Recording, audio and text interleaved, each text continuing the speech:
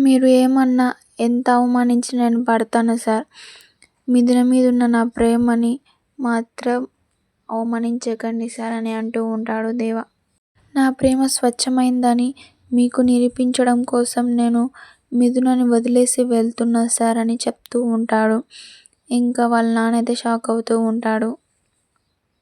ఇక మిథున అయితే కళ్ళు తెరుస్తుంది. ఇంకా వాళ్ళ నాన్న ఉండి ఇలా అడుగుతూ ఉంటాడు. మళ్ళీ నువ్వు నా కూతురు జీవితంలోకి రావని నమ్మకం ఏంటి దేవా అని అడుగుతూ ఉంటాడు. ఇక దేవ అయితే మాట ఇస్తాడు. మిథున ముందరనే నేను మీకు మాట ఇస్తున్నా మామయ్య, నేను ఇంకా ఎప్పటికీ మిథునని కలవను అని ఇంకా మాట ఇచ్చేసి అయితే బయటికైతే వెళ్ళిపోతూ ఉంటాడు. ఇంకా మిథున దేవా దేవా అని పిలుస్తూ ఉంటుంది. కానీ దేవ అయితే వెళ్ళిపోతూ ఉంటాడు.